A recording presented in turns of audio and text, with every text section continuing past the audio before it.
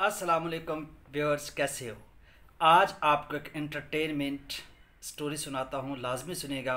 अगर आपको इसमें रिज़ल्ट ना मिले तो कहना एम किया।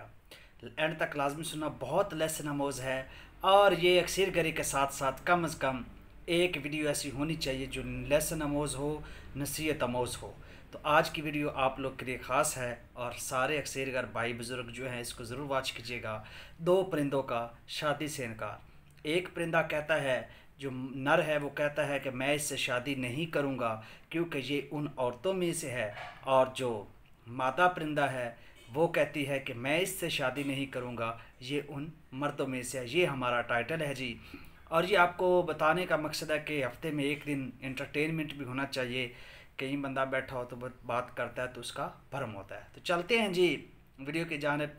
इससे पहले चैनल को सब्सक्राइब नहीं किया तो सब्सक्राइब कर ले, बेल आइकन को प्रेस कर ले ताकि मेरी हर इन्फॉर्मेटिव वीडियो आप लोगों तक बर वक्त पहुँचती रहे। अच्छा जी, एक दो दोस्त थे, बहुत अच्छे थे, उनकी बहुत गहरी दोस्ती थी। तो दोनों ने ना दो परिंदे पाल रखे थे। एक ने पाल रखा था तोता और एक ने पाल रखा था मैना। यानी तोता और मैना वाली ये कहानी है और बड़ी दिलचस्प है। एक ने तोता पाल रखा था और एक ने मैना पाल रखी थी। अच्छा, उन दोनों दोस्तों ने प्लान बनाया कि क्यों ना यार, सब लोग मिलते जुलते इकट्ठे होते, पार्टियाँ करते, सारा कुछ करते हैं, तो हम भी कोई एक इनकी शादी करवाते हैं। तो इसी बहाने से चलो गैदरिंग भी हो जाएगी, इकट्ठ भी हो जाएगा और खाना शाना भी हो जाएगा, तो बहुत मज़ा आएगा। तो दोनों ने प्लान बनाया, ठीक है हम ऐसे करते हैं, तोता और मैना की शादी करवा देते हैं। तो उसने जनाब, वो जो एक दोस्त था उसने अपने दोस्त बुला लिए 10-20, और जो मैना वाला था उसने अपने 10-20 दोस्त बुलवा लिए। तो ये 40-50 की गैदरिंग हो गई। तो इकट्ठ होगा, वो अपना पिंजरा ला के उसने यहाँ जनाब दरमियान में रख दिया। और उधर से वो मैना वाला जो था भाई साहब, वो अपना पिंजरा लेकर आ गया, उसने मैना को रख दिया। अब दो पिंजरे पड़े थे, तोता और मैना दोनों में मौजूद थी और आवाम इकट्ठी थी। तो तोता और मैना बहुत परेशान थे। उन्होंने अल्लाह की ज़ात में, अल्लाह की बारगाह में दुआ की कि या परवरदिगार, हमें जो है ज़ुबान दे कि हम इनसे कुछ कहना चाहते हैं, किस अज़ाब में इन्होंने हमें डाल रखा है। तो बात बड़ी इंटरेस्टिंग है, सुनिएगा। तो अल्लाह की ज़ात ने मतलब जी उनको ज़ुबान दी, कहानी है, नसीहत अमोज़ है, इसको सुनिएगा। अच्छा, वो जो तोता बोला कि भाई मैं इससे शादी नहीं करूँगा, ये उन औरतों में से है। उधर से मैना बोली मैं भी इससे नहीं करूँगी, ये उन मर्दों में से है। तो वो बंदे सारे जनाब हैरान और परेशान हो गए। तो वो इकट्ठे हुए बंदे, उन्होंने कहा भाई यार चलो ठीक है, आप शादी नहीं करते ना करें, हमें ये बताएं आखिर रीज़न क्या है, आप क्यों नहीं करना चाहते। तो अब वो तोता जो था उसने पहले बात सुनाई कि भाई ये उन औरतों में से है। भाई एक ताजर था, अब ये तोता सुना रहा है कहानी।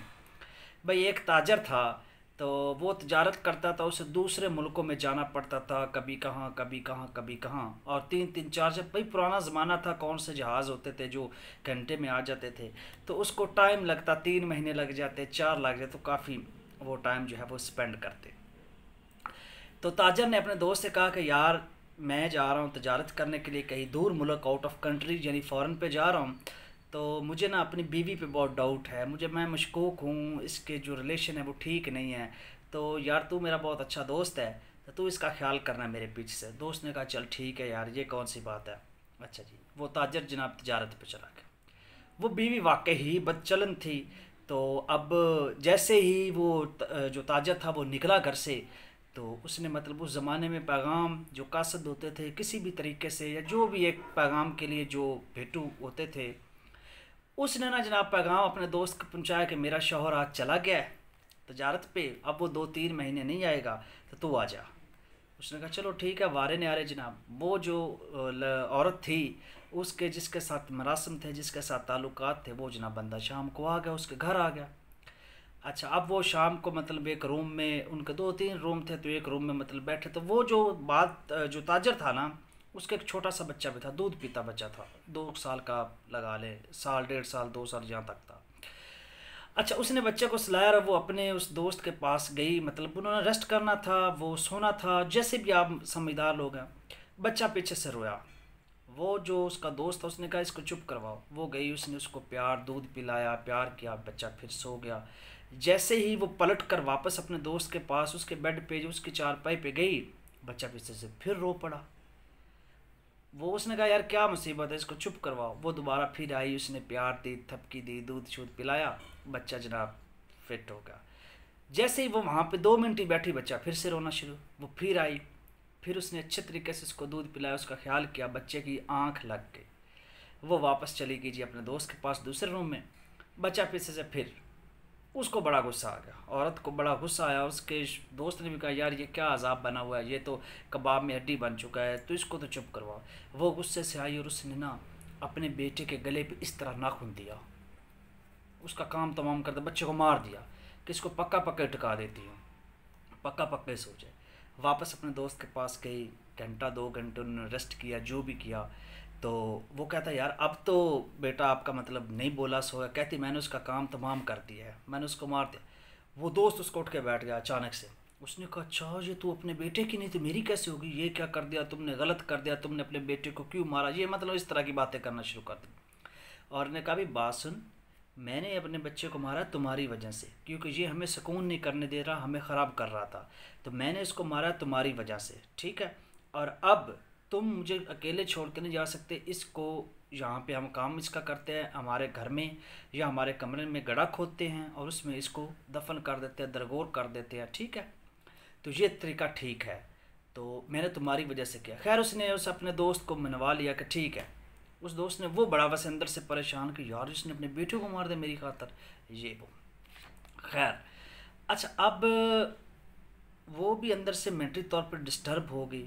अच्छा उन्होंने ना कमरे का सेंटर जो है ना उसका इंतखाब किया कि भाई यहाँ से गड्ढा खोदते हैं और यहाँ से जनाब यहाँ पे गड्ढा खोद के इस बच्चे को यहाँ पे दफन कर देते हैं और ये चला जाएगा और मामला ख़त्म हो जाएगा, ठीक हो गया। अब औरत ने जनाब ना गड्ढा खोदना शुरू किया पहले। अब उसने आधा सा गड्ढा खोदा ना तो बाहर निकल, कहती आए मेरी जो है ना कमर में मतलब बड़ी दर्द हो गया, एकदम चिल्लाई थोड़ी सी। तो वो जो उसका दोस्त था वो ऊपर खड़ा था, उसने कहा चल तू बाहर निकल गड्ढे से, आप कस्सी दो मुझे, मैं खोदता हूँ, थोड़ा सा गहरा खोदना था, अभी भी स्मेल स्मूल भी ना आए। अच्छा वो औरत बड़ी चालबाज थी। अब जो ही उसका जो दोस्त गड्ढे में दाखिल हुआ और उसने 1-2 कसियाँ मारी गड्ढे को खोदने के लिए, उसने जनाब पीछे से उठाई तलवार और उसकी गर्दन काट दी अपने दोस्त की।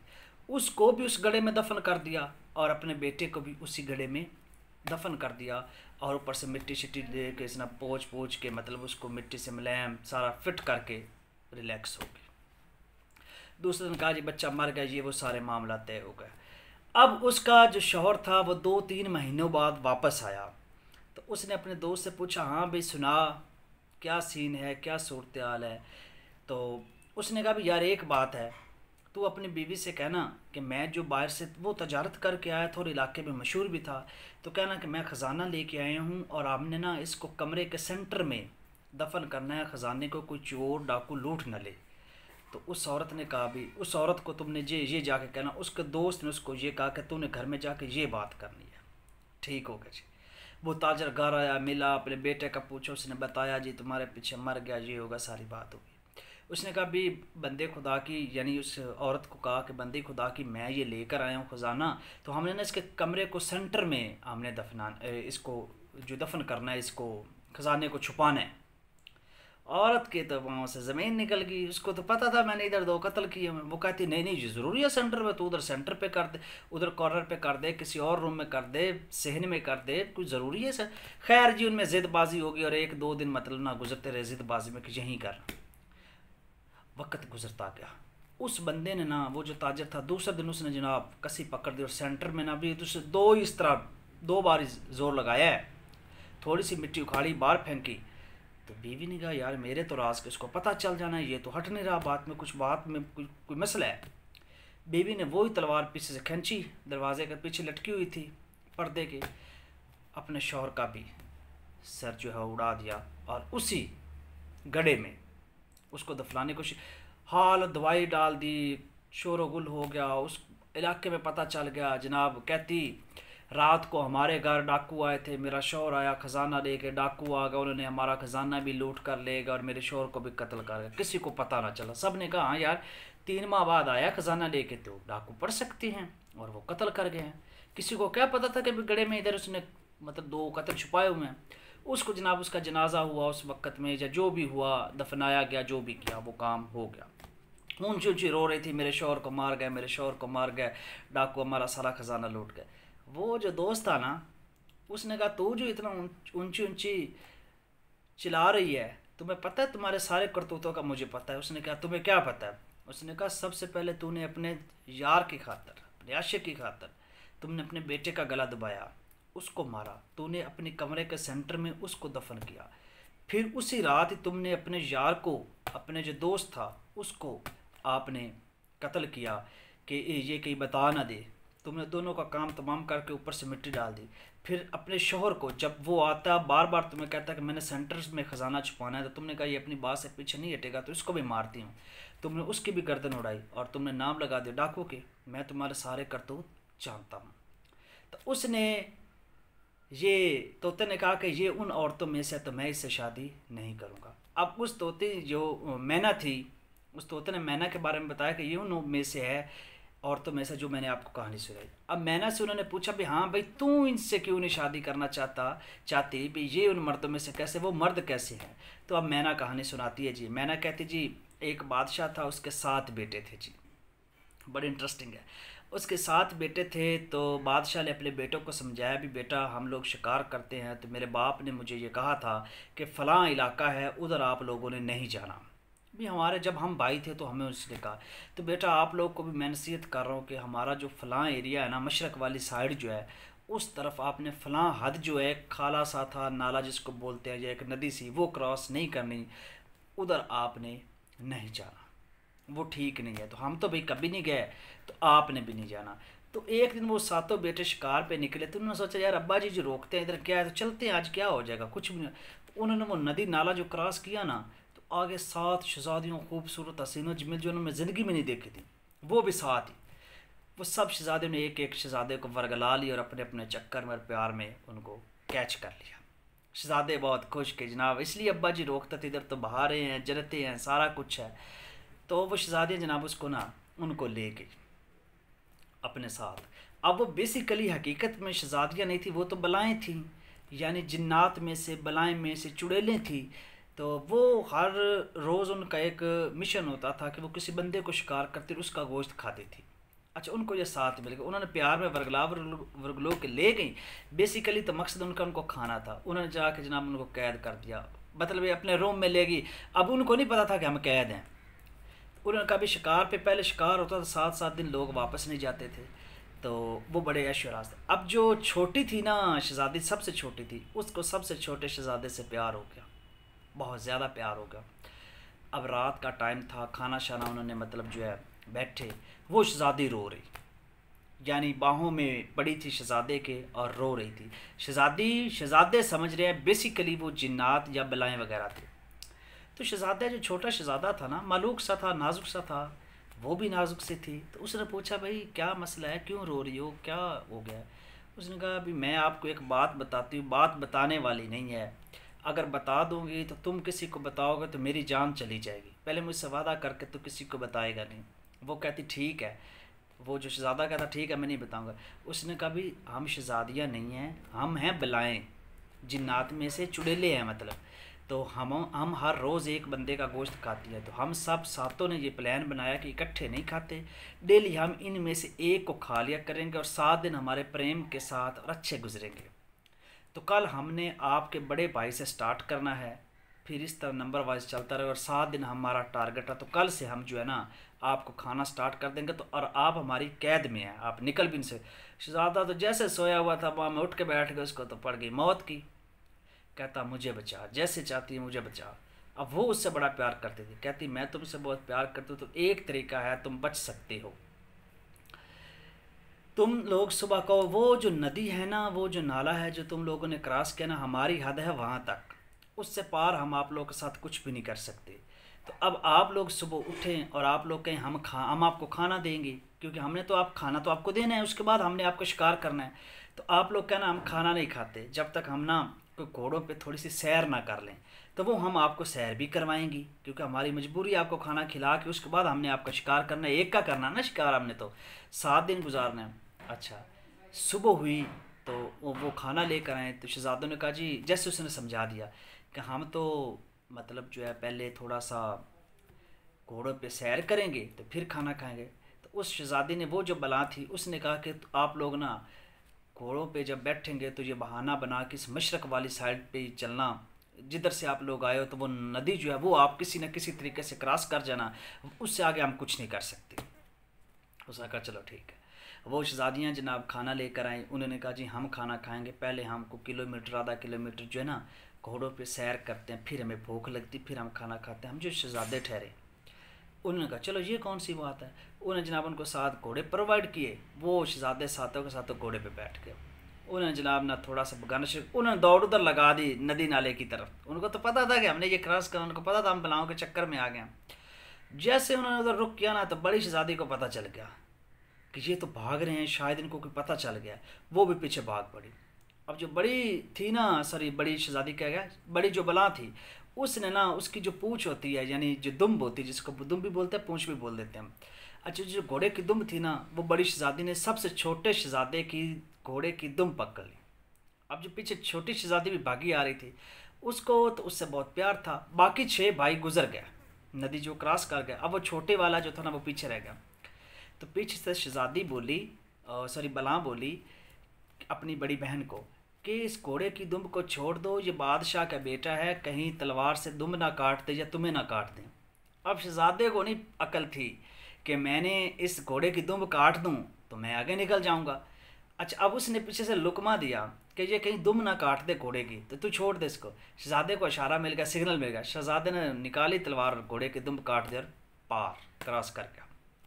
बड़ी शहज़ादी परेशान, वो हाथ से निकल गए। उन्होंने जब वो नदी के नाले पे, दूसरी नदी नाले के दूसरी साइड पे चले गए, एक तो उसने 2 दफ़ा उसकी जान बचाई। एक उसने रात को जब रो रही थी तो बताया कि आप इस तरीके से निकल सकते हैं। दूसरा जब वो फंस गया तो उसने बताया कि आप जो है वो दुम वाले तरीका बता दिया कि दुम काट दो तो आप निकल गए। अब जो दूसरी जानब चली गई, उसने कहा जी हमें राज बताएं कि आप लोग की ये जान है ये किस तरीके से बची है, इसकी आखिर वजह क्या है, आपको किसने बताया है ये सारे ट्रिक कि नदी नाले के बाद हमारी जो पावर है वो भी ख़त्म हो जाती है, और ये सारी हमें कहानी सुनाएं। अब चलो आप निकल तो गए। वो जो शहज़ादा था ना, उसने कहा मुझे ये सारा कुछ आपकी ये छोटी बहन ने बताया है कि हम बलाएँ हैं, हम जिन्नात हैं, ठीक है, और हम आपको खाएंगी। तो इसने ही हमें घोड़ों का मशवरा दिया है और इसने ही मुझे दुम काटने का कहा है आपको, ये तो आपके सामने ही होगा। तो ये सारा आपकी इस छोटी बहन ने बताया। उन्होंने कहा ये तो, अब वो उसकी उस जिन ने, उस बला ने शहज़ादे की 2 दफ़ा जान बचाई। शहज़ादा देख लो क्या कर रहा है।